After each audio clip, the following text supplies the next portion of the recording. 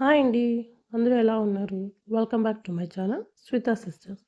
ఇవాళ ఆలు బఠానీ పులావ్. చాలా టేస్టీగా, డిఫరెంట్‌గా అండ్ ఈ సీజన్‌లో మనకు పచ్చి బఠానీలు దొరుకుతాయి కదా! సో, కంపల్సరీగా ఒకసారైతే మీ పిల్లలకి అండ్ మీ ఫ్యామిలీ మెంబర్స్‌కి ఇలా చేసి పెట్టండి. అండ్ మరీ మరీ అడిగి తింటారు. అండ్ ఎక్స్‌ట్రా కర్రీస్ కూడా ఏమీ లేకోకుండా ఈజీగా, టేస్టీగా అండ్ లంచ్ బాక్స్ కూడా క్యారీ చేయడానికి కూడా చాలా కంఫర్ట్‌గా ఉంటుంది. అండ్ టేస్ట్ కూడా అలానే ఉంటుంది. అండ్ హెల్తీ కూడా. అండ్ ఎలా చేయాలో చూసుకుందాము. ఒక మందపాటి పాన్ పెట్టుకోవాలి. లేదంటే కుక్కర్ పెట్టుకున్నా సరిపోతది. 2 స్పూన్స్ ఆయిల్ అలాగే 1 స్పూన్ నెయ్యి కూడా వేసి హీట్ అయ్యాక మన దగ్గర ఉన్న బిర్యానీకి సంబంధించిన దినుసులన్నీ ఒకసారి వేసుకోవాలి. అవి వేగాక ఒక పెద్ద ఆనియన్‌ని పొడవుగా కట్ చేసుకున్న స్లైసెస్ కూడా వేసుకొనేసి వేయించుకోవాలి. ఇవి వేగేలోపు ఒక చిన్న పేస్ట్ ఉన్నది. ఆ పేస్ట్ ఎలా తయారు చేసుకోవాలో చూసేద్దాం రండి. చిన్న మిక్సీ జార్ తీసుకొని అందులో 8-10 వరకు పచ్చిమిర్చి, అలాగే 1 ఇంచు అల్లము తీసుకొని చిన్న ముక్కలుగా కట్ చేసుకొనేసి, వెల్లుల్లి రెమ్మలు కూడా ఒక 7, 8 తీసుకొని చిన్నగా కట్ చేసుకొని, ఒక స్పూన్ సాల్ట్, అలాగే ఒక గుప్పెడు కొత్తిమీర కూడా వేసుకొని, నేను ఇక్కడైతే కొమ్మలతో పాటే వేస్తున్నాను. ఇక్కడ ఫైన్‌గా కాకుండా కొద్ది కచ్చా పచ్చాగా నేను చూపిస్తున్న విధంగా అయితే గ్రైండ్ చేసి పక్కన పెట్టుకోండి.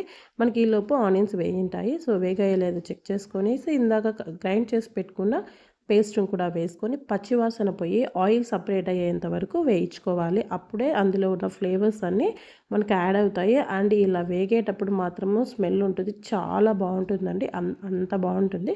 సో, ఆ స్మెల్ వచ్చాక అందులోకి 2 ఆలూలను తీసుకొని పీల్ చేసి క్యూబ్స్‌గా అయితే కట్ చేసుకోవాలి. సో, వాటిని వేసుకున్న తర్వాత పచ్చి బఠానీలు మనం ఒక కప్పు వరకు అయితే వేసుకున్నాము. సో, అవి వేసుకున్నాక ఒక రెమ్మ పుదీనా ఉంటే వేసుకోవచ్చు లేదా ఆప్షనల్ అండి. సో, ఇవన్నీ వేసినాక ఒక 10 మినిట్స్ అయితే మాత్రం మనము మీడియం ఫ్లేమ్‌లోనే వీటిని వేయించుకోవాలి. అండ్ అప్పుడు ఫ్లేవర్స్ అన్నీ కూడా ఆలూకి, పచ్చి బఠానీకి పడతాయి. సో, ఇవి వేగడానికి మనం మూత పెట్టి 10 నిమిషాలైతే మీడియం ఫ్లేమ్‌లో వేగించుకోండి.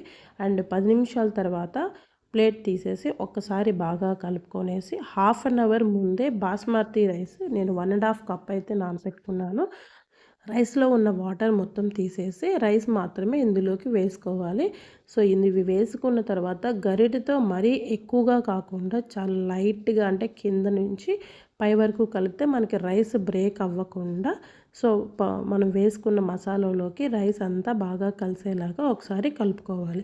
సో, ఇలా ఒక 10 మినిట్స్ అయితే ఇలాగే ఫ్లేమ్‌లో పెట్టి ఉడికించుకోవాలి. అండ్ ఎందుకంటే బాస్మతి రైస్ అండ్ అవి బాగా వేగడం వల్ల ఫ్లేవర్స్ బాగా రిలీజ్ అయ్యి మంచి టేస్ట్ అయితే యాడ్ చేస్తాయన్నమాట. సో, 10 మినిట్స్ తర్వాత మనం 1 ½ గ్లాస్ తీసుకున్నాం కదా రైస్. సో, నేను ఇక్కడైతే 2 ½ గ్లాస్ అయితే వాటర్ తీసుకొని వేస్తున్నాను.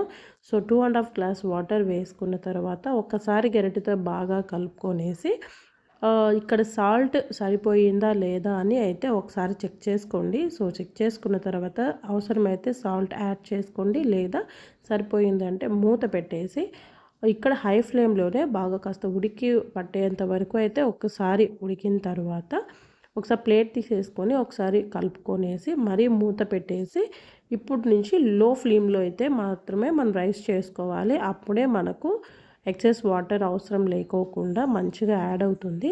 అండ్ నేనైతే ఇక్కడ వెజిటబుల్స్ పైనే ఉంటాయి కదా! సో, ఉడకవేమో అనేసి నేను మధ్యలో ఒకసారి అయితే కలుపుతానండి. ఒకసారి కలిపి మళ్ళీ మూత పెట్టేసి లో ఫ్లేమ్‌లోనే పెడతాను. ఈ రైస్ అయ్యేలోపు మనమైతే పెరుగు పచ్చడి చేసుకుందాము. ఒక బౌల్ తీసుకొని చాలా ఫైన్‌గా కట్ చేసుకున్న 2 medium size onions, 1 small size tomato ముక్కలు, అలాగే ఒక క్యారెట్ బాగా తురుముకున్నదైతే ఇందులోకి వేసుకోవాలి. అలాగే ఫైన్‌గా కట్ చేసుకున్న కొత్తిమీర అండ్ తగినంత సాల్ట్ కూడా వేసుకొని ఇవి బాగా స్మాష్ అయ్యేలాగా మీరు కావాలంటే చేత్తో స్మాష్ చేసుకోవచ్చు. లేదు అంటే స్పూన్‌తోనే బాగా స్మాష్ చేసుకోండి. ఎందుకంటే వీటిలో ఉన్న ఫ్లేవర్స్ ఆనియను, టొమాటో ఇవన్నీ ఫ్లేవర్స్ బాగా రిలీజ్ అవ్వాలి అంటే ఇలా స్మాష్ చేయడం వల్ల పెరుగు పచ్చడికి మరింత టేస్ట్ యాడ్ అవుతుందండి. సో, నేనెప్పుడూ అయితే ఇలానే చేస్తాను. సో, ఒకసారి ఇలా ట్రై చేసి చూడండి. బాగా స్మాష్ చేసుకున్న తర్వాత 2 కప్స్ పెరుగు, అలాగే 1 కప్ వాటర్ యాడ్ చేసుకొనేసి ఇవంతా బాగా కలుపుకోవాలి.